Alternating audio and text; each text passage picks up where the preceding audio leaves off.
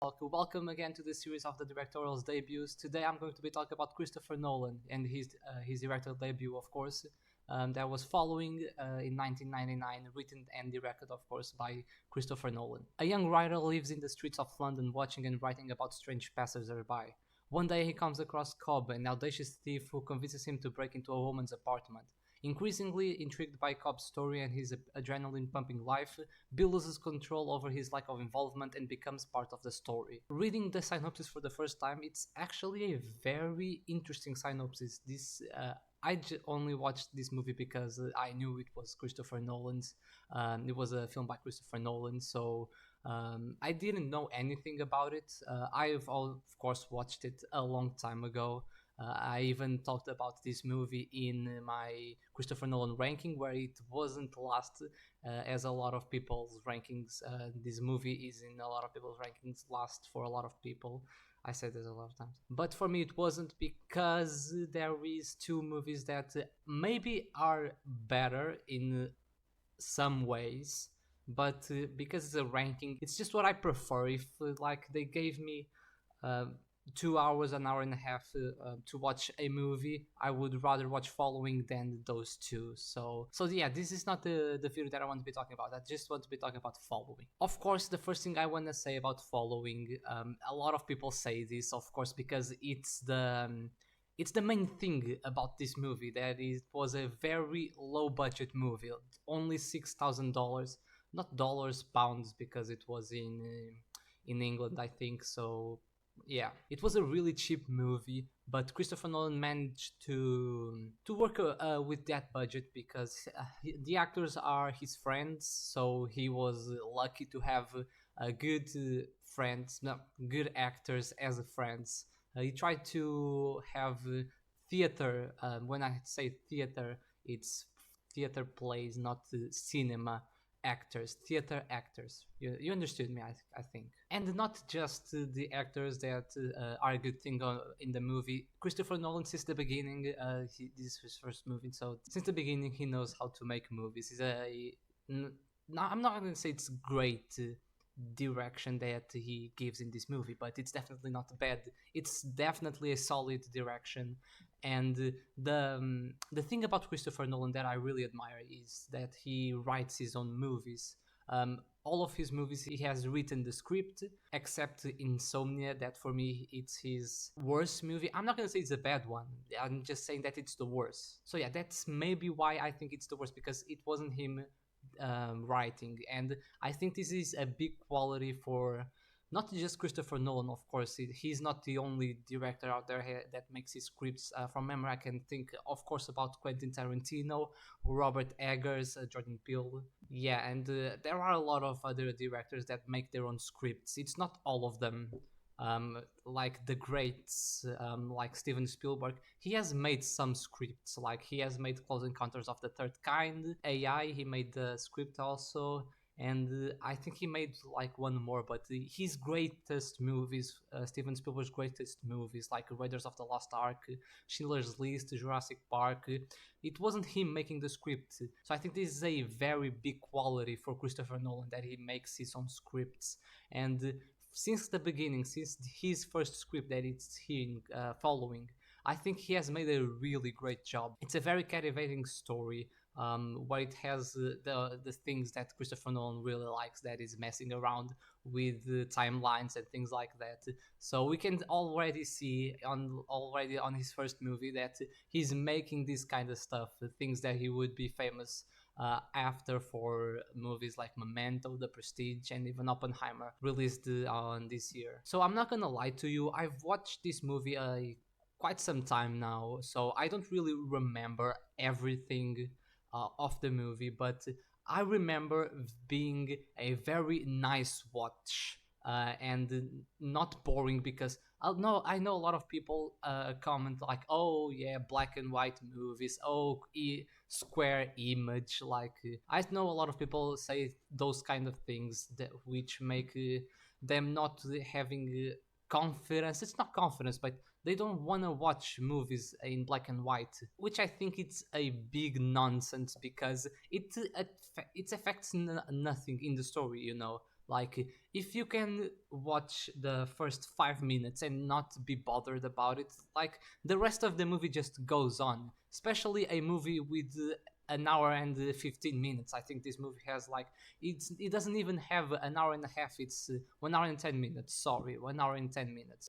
Like, just watch. You're not going to spend a lot of time in this movie. And one thing that I forgot to talk about, sorry, I've talked about the budget, $6,000, but I didn't talk about the box office. There was around 100 million, was around $100,000, which is a great achievement. Like, people in the film industry, of course, want directors to make good movies. Everyone likes to watch a good movie, but a good movie is very subjective. So what gives the producers a knowledge of what the audience wants is how a movie comes out in the box office. And this movie, of course, it wasn't amazing in the box office because it didn't even reach a million, which nowadays is it's standard for movies to make more than a million. But for a movie that costed $6,000, like,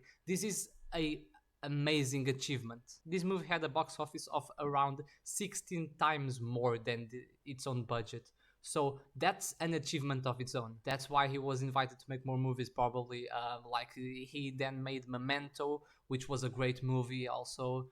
And top three for me, Christopher Nolan. It's amazing what Christopher Nolan did in this movie. Not just in the box office, but as a story, as a movie, is great. I loved watching it. I know it's, when I say loved, that's a very strong word, but I liked it a lot because I wasn't really expecting much of this movie. Of course, there are a lot of people who say that this is the worst Christopher Nolan movie, and I understand why. This is a really amateur work, but I think that the script saves the whole movie. It's not that saves, because there are a lot of other things that are great in the movie, but the script, I think it's the main thing, because there is this thing of the timelines. There is a plot twist. I'm not gonna reveal it. I don't want to tell you any spoilers because it's a movie that not a lot of people have watched.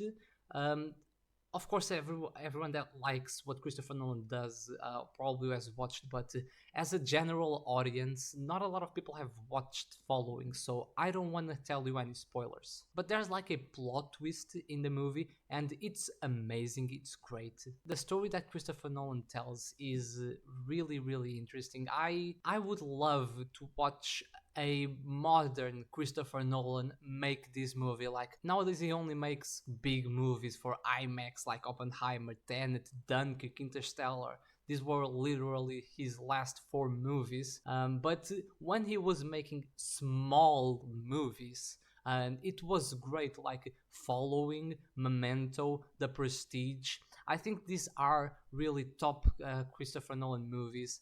And what else can I say? Like, he's an amazing filmmaker that we have nowadays. He is easily on my top 10. Top 10, he is easily. Top 5 directors of all time. I would have to think about it. And he has so much movies that everyone loves. It's not that everyone loves everything, because there are always, no matter how perfect the movie is, there is always the person that didn't like it, because that's the greatness about cinema. Basically, Christopher Nolan, as everyone knows, has an appeal for photography, cinematography, things like that, because before he started making movies, he was a photographer, literally. So he has an appeal for this kind of stuff, as other directors have appeal for the thing that they understand more and spend more time. Christopher Nolan has his own thing. Like, I can think of George Lucas now. He is a film editor, so a thing that he loves doing on his movies is the editing.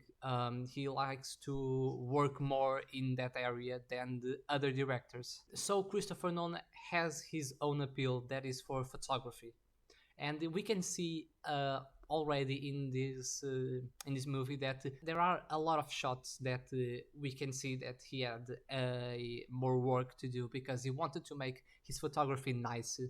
His cinematography, when I say cinematography, photography is the same thing. Like, photography is when you take pictures, of course cinematography is more for movies, but it's the same thing. So When I say cinematography, photography is the same thing. It's the same thing. I think this is one of the things that is more notable in this movie. As I've said, the script, the acting, and the cinematography. There are other things that don't engage me enough for this movie, the direction of Christopher Nolan is amateur. We can see that it's a low budget movie. What can you do? So 1999, with the budget that they had, the camera isn't really nice. Let's say that way. It's not clean. Like I think throughout the whole movie, we can see a bits of graining, like when you turn up the ISO of the camera. I think he just turned up the ISO of the camera too much because he didn't have any lighting sources, just the natural light. So he maybe has turned on the ISO settings a bit too much, and the whole movie is just with the graining that really affected me because I'm not I didn't get to watch the movie without noticing the graining in the screen. Like it just affected me throughout the whole movie. But as I said, it's a short movie, so not really much of a problem. Then there are other things like I said that the actors are really great, but it's not all of the actors. Like the main three, it's Cobb, our protagonists, and the women. But there are other guys that appear in in the ending of the movie that they seem like cartoon characters. It's strange for me, but you know, it's a good movie. Like I watched it, I liked it. Not the best Christopher Nolan movie, definitely not, but not the worst, definitely not. It's more for the worst than for the best, but whatever.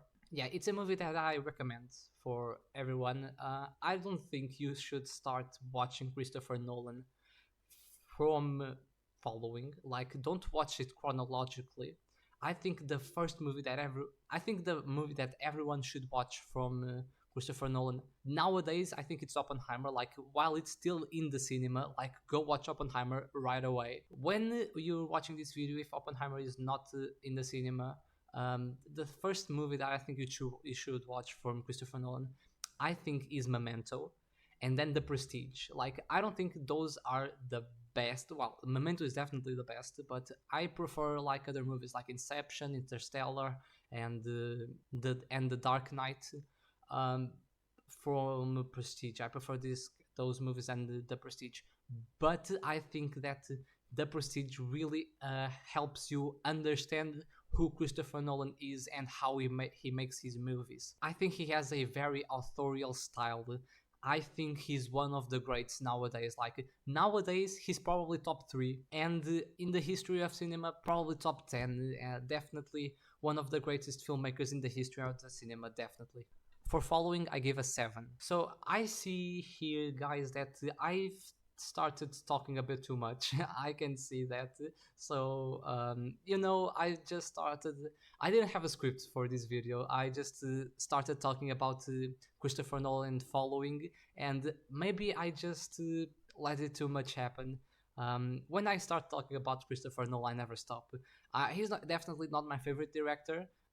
There is Steven Spielberg, there is Alfonso Cuarón. That those guys I really love. Robert Eggers also, but he's on my top 5. As I said, he's probably on my top 5.